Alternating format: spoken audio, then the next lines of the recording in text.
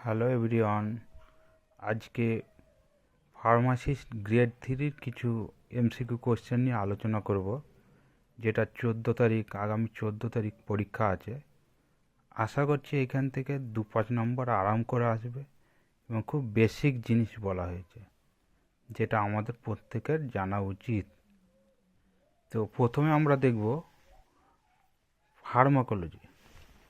তো একটা বডিতে ড্রাগ গিয়ে কীভাবে কাজ করে, তার ফেনোমেনাটা কীভাবে কাজ করে। তো মেন ব্যাপার হচ্ছে, একটা ড্রাগ যখন বডিতে যায়, ফার্স্ট অফ অল কী হয়, অ্যাবজর্পশন হয়।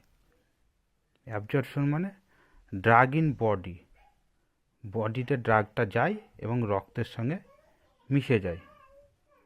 নেক্সট হচ্ছে ডিস্ট্রিবিউশন, মানে ওই ড্রাগটা আমাদের বডির বিভিন্ন পার্টসে গিয়ে ডিস্ট্রিবিউট হয়, ছড়িয়ে যায়।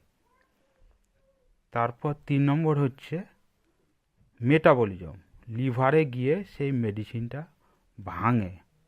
আমাদের লিভারে প্রথম মেটাবলিজম হয়, সেই জন্য লিভারকে কী বলা হয়, first part of metabolism.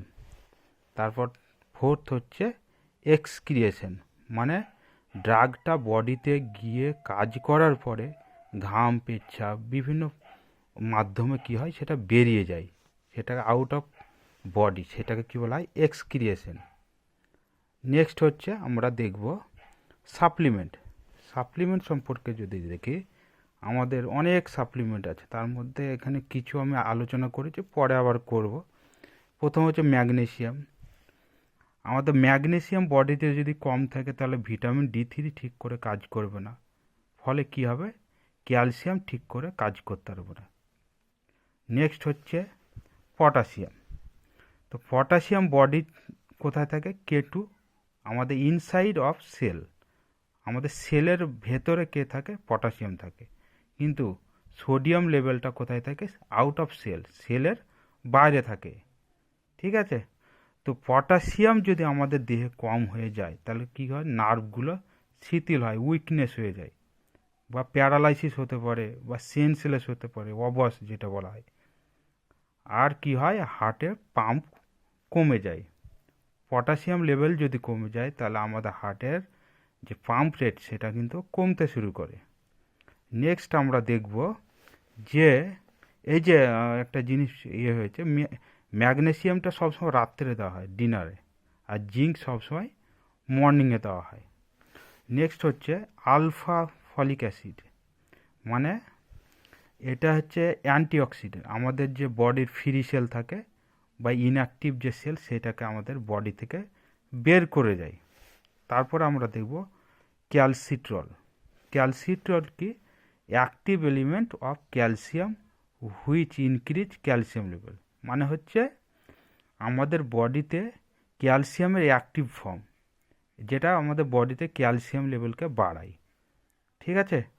R K27 কি করে, K27-এর কাজ হচ্ছে আমাদের বডিতে কি করে, ক্যালসিয়াম লেভেলকে বাইন্ড করে, মানে ক্যালসিয়ামকে বাঁধতে সাহায্য করে, এবং হার্টে যাতে ক্যালসিয়াম জমে না যায়, ক্যালসিয়াম জমে গেলে হার্ট অ্যাটাক হয়ে যেত, সেই জন্য আমাদের সেখানে কি করে, ডাইলুট করে, সেখানে ক্যালসিয়াম জমতে বাধা দেয়, K27-এর কাজ। লাস্ট দেখব ক্যালসিয়াম কার্বনেট। তো ক্যালসিয়াম কার্বনেট আর ক্যালসিয়াম সাইট্রেট, আমরা যারা দেখি, আমরা ভাবি যে সব ক্যালসিয়ামই একই কাজ। হ্যাঁ। তো ক্যালসিয়াম সম্পর্কে যদি একটু জানি, তাহলে তার বিভিন্ন এলিমেন্ট আছে ক্যালসিয়ামে, যেমন ক্যালসিয়াম কার্বনেট আর ক্যালসিয়াম সাইট্রেট। ক্যালসিয়াম কার্বনেটে ক্যালসিয়ামের পরিমাণ সব থেকে বেশি থাকে, ম্যাক্সিমাম থাকে। বাট এখানে কি হয়, ক্যালসিয়াম কার্বনেট যদি দেওয়া হয়, সেখানে কনস্টিপেশন হতে পারে, কনস্টিপেশনের প্রবলেম হতে পারে, সাইড এফেক্ট। এবং এর সঙ্গে যদি অন্য মেডিসিন চলে, তার অ্যাবজর্পশন পাওয়ার কমিয়ে দেয়। কিন্তু ক্যালসিয়াম সাইট্রেটের ক্ষেত্রে ক্যালসিয়াম লেভেলটা কম থাকলেও, এই ট্যাবলেটে বা এই এলিমেন্টে ক্যালসিয়াম লেভেল কম থাকলেও কনস্টিপেশনের প্রবলেমটা করে না, এবং অ্যাবজর্পশন পাওয়ারটা অতটাও খারাপ করে না অন্য মেডিসিন করলে। অন্য মেডিসিন যদি খায়, তাহলে কিন্তু ক্যালসিয়াম সাইট্রেটে সেরকম প্রভাবিত হবে না অ্যাবজর্পশনের জন্য। আর একটা জিনিস আমি দেখাই, যে অ্যাবজর্পশন মানে এক বিভিন্ন মেডিসিন আছে সাইড ইফেক্ট, হ্যাঁ, তো সাইড ইফেক্ট মানে কি, একটা মেডিসিনের সঙ্গে আরেকটা মেডিসিন কখনো আবার কাজ করতে চায় না বা অ্যাবজর্পশন পাওয়ার কমিয়ে দেয়।